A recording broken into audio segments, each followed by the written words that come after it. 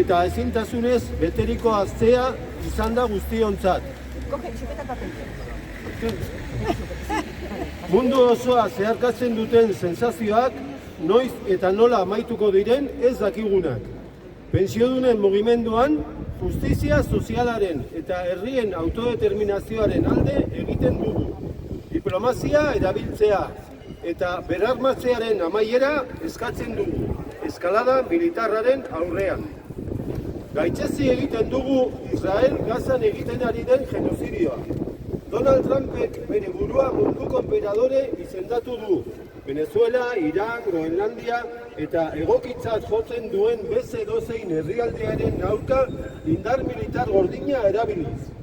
Haren jarduerek sistematikoki urrazten dute nazioarteko zuzenbidea eta mundu gerra handi bat gertatzeko arriskua handitzen dute. Ez dugu gerrak, genozidioak edo eraso kolonialisten konplize izan nahi. Ukrainaren inbazioa eta NATOren espansionismoa arbuiatzen ditugu. Baita Sudan, Kongo, Siria eta barretako gerrak ere. Eta bereziki, Estatu Batuen politika neokolonialista salatzen dugu. Venezuela, Colombia, Mexiko, Cuba, Groenlandia, Irán edo Nigeria mehatxatzen dituena. La pasada ha sido una semana llena de incertidumbre, preocupación e impotencia para todos y todas nosotros. Sensaciones que recorren el mundo entero y que no se sabe cuándo ni cómo acabarán.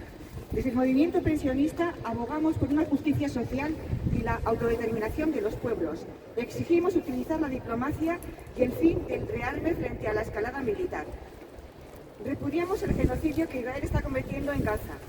Donald Trump se ha autoproclamado emperador mundial, ejerciendo su fuerza bruta militar contra Venezuela, Irán, Groenlandia y cualquier otro país que considere oportuno.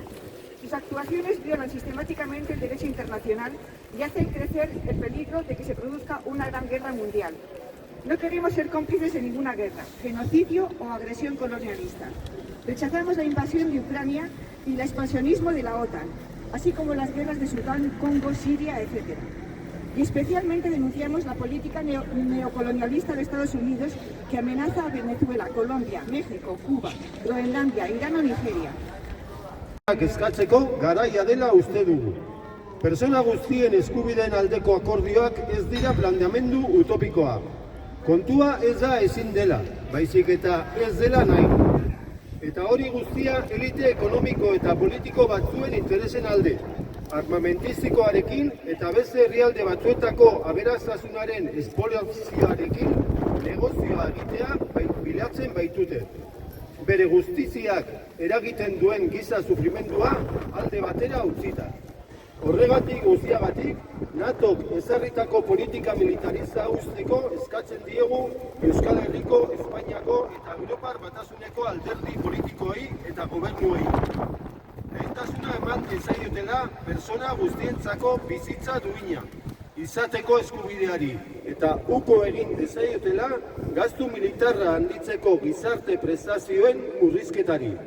Justizia soziala Euskal Herria, Europa eta munduarentzat. Gerrari ez. Armamentística y de exigir soluciones de justicia social. Los acuerdos por los derechos de todas las personas no son un planteamiento utópico. No es que no se pueda, es que no se quiere.